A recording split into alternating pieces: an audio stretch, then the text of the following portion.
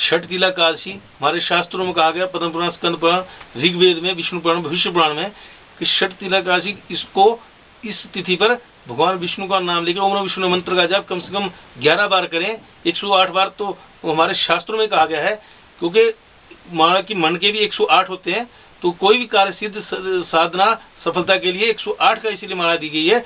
लेकिन इस बार क्योंकि बुधवार भी पड़ा है और माघ मास के कारण जो ये तिथि पड़ी है, इसमें कहा गया है वैसे विशाल 6 प्रकार के तिलों से स्नान, हवन, दान, जाप के बाद करना चाहिए। और जाप से पूर्व के तीर्थ में हो, गंगा किनारे हो, किसी स्थान पर हो, किसी भी तीर्थ में, तालाब में हो, तो क्योंकि इस समय का ऐसा विचित्र योग बना इस बार, कुंभ का पर्व जहाँ त्रिवेणी में है, तो पूरे माघ के महीने में जहाँ भी जल स्रोत प्राकृतिक रूप से हो, झरना हो, वो इस समय गंगा के स्वरूप हो। अगर गंगा किनारे ना आ सके तो ओम गंगा देवान मंत्र का जाप 3 बार करें, डुबकी लगाएं और तिल मिश्रित जल से स्नान करें। अगर तीर्थ में हो तो अपने तिल डाल के अपने ऊपर फिर स्नान करें, तो उससे, क्योंकि हमारे शास्त्रों में तांत मिलता है कि जब विष्णु भगवान को युद्ध करते समय पसीना आया तो उनके पसीने की बूंदें जब धरती पर गिरी, उससे तिल पैदा हुए, नाना प्रकार के तिल पैदा हुए। जब राक्षसों का वध किया उन्होंने, तो जब बहुत क्रोध में थे विष्णु का, तो उससे काले तिल पैदा हुए।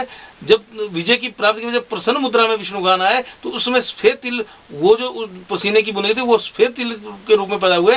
इसलिए हमारे शास्त्रों में कहा गया है कि जब पितृ संबंधी कार्य किए जाए तो काले तिलों का उपयोग किया जाता है, क्योंकि काले तिल जब शत्रुओं का संहार विष्णु जी ने किया तो उनको मृत्यु की प्राप्ति हुई, तो वो मतलब एक तरह से पितृ के उस योनि में चले गए, उनको शरीर का नाश विष्णु भगवान ने किया। उसी प्रकार जब भगवान विष्णु भगवान प्रसन्न हुए विजय की प्राप्ति के बाद, तो हर्ष उल्लास के कारण जो मुद्रा बनी उनकी, जो पसीने की बूंदें गिरी, वो सफेद तिल बने। तो इस प्रकार 6 प्रकार अलग अलग तिल है, अलग अलग तिलों का अलग अलग वृत्तांत, उसका दृष्टांत मिलता है। लेकिन सबसे बड़ा जो योग वृत्तांत भविष्य पुराण में है, मत्स्य पुराण में दिया गया कि एक ब्राह्मणी ने घोर तपस्या की, इतनी भयंकर तपस्या की विष्णु भगवान की, वो पालन, विष्णु भगवान है पालनहार, तो उनको तपस्या के बाद उसका शीर सूख गया। तो भगवान ने परीक्षा के लिए उसके पास आए, भिखारी के रूप में, हाथ में मिट्टी का कटोरा था, तो उससे भिक्षा मांगी। लेकिन वो क्योंकि शीर सूखा था और उसको थोड़ा क्रोध भी था, इसीलिए उसने उसका उपहास कर दिया कि मिट्टी का क्या मटका है। तो विष्णु भगवान जी ने कहा जैसी तेरी इच्छा वैसे तुझे फल की प्राप्ति हो, और कह के चले गए। जब उसकी मृत्यु हुई, उसने शीर त्यागा, तो उसको बैकुंठ में घोर तपस्या का स्थान मिला। लेकिन वहां पर भी उसको आलीशान मिट्टी का मकान मिला, बड़ा आलीशान मकान मिला, लेकिन ना उसमें जल था ना उसमें अन्न था। तो वो बड़ी विचित्र स्थिति उसके लिए होगी। तो उसने भगवान विष्णु भगवान से कहा कि भगवान आपने भी तपस्या प्रसन्न हो गए, बैकुंठ धाम तो दिया, लेकिन ना मुझे आपने जल दिया ना अन्न दिया। तो उन्होंने उसका उत्तर दिया कि दिव्यांगनाओं से ये प्रश्न तुम पूछो, वही इसका उत्तर देंगे। तो उन्होंने जाके दिव्यांगनाओं से पूछा कि आप मुझे प्रभु बताएं कि ये स्थिति मेरी ऐसी क्यों बनी, मैं तो घोर तपस्या की और प्राण भी तपस्या में त्याग दिए। तो उन्होंने कहा तूने सिर्फ एक सब कुछ किया, लेकिन एक कमी रखी, वही सबसे बड़ी भूल थी तेरी कि षटतिला व्रत का, एकादशी का तूने व्रत नहीं रखा, तिल का तूने दान नहीं किया, तिल से हवन नहीं कराया, और ना तिल जल में जाकर स्नान किया। इसीलिए और तीर्थ का भी महत्व ज्यादा तब रहता अगर तू वहां जाके उस कार्य को गंगा किनारे या नदियों में कि स्नान कर लेती, वो भी तूने नहीं किया। तो इसीलिए तेरे को अन्न की और जल की कमी की स्थिति इस समय। तो वहां से वृत्तांत हमें शिक्षा मिलती है। भगवान विष्णु जी के कहा कि तिथियों में सबसे जो पूर्ण तिथि मेरी मानी की पूर्णिमा है, लेकिन जो सबसे प्रिय तिथि वो तिथि एकादशी है, और उनमें सबसे ज्यादा जो फलदायी देने वाली, इस लोक से परलोक तक आगे तक अन्नदान जल देने वाली, वो षटतिला एकादशी है।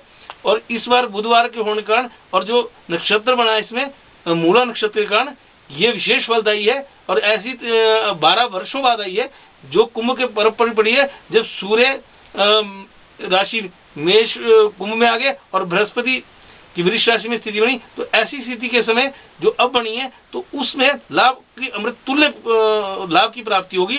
तो जो भी करें, जो इस प्रोग्राम को देखें, तो ओम विष्णु मंत्र का जाप कम से कम 108 बार, कम से अगर करें तो 11 बार तो कर ही लें। और उसके बाद विष्णु भगवान को हवन कराएं, खुद करें, किसी विद्वान से कराएं। और उसके बाद प्रसाद के रूप में बर्फी, विशेष रूप से सफेद वर्षी, तो सफेद तिल ही विष्णु भगवान को प्रसन्न मुद्रा अच्छे लगते हैं। जब अगर शत्रु का कार्य करना हो तो काले तिल का प्रयोग करें। लेकिन अगर वो पितृ संबंधी का तर्पण करना है ये करो तो काले तिल लें, तो उससे लाभ की स्थिति होगी। अगर तीर्थ पर हो तो गंगा देव मंत्र का जाप करते डुबकी लगाएं और उसी प्रकार घर में स्नान करें। लेकिन सबसे बड़ी इसमें जो आपको रखना पड़े, चावल को उपयोग नहीं करना है। वैसे कहा गया शास्त्रों में चावल एकादशी को दान किए जाते, भोजन नहीं किया जाता। तो ये स्थिति सबसे अच्छा योग बना इस बार, इसका लाभ उठाए और लाभ की प्राप्ति होगी।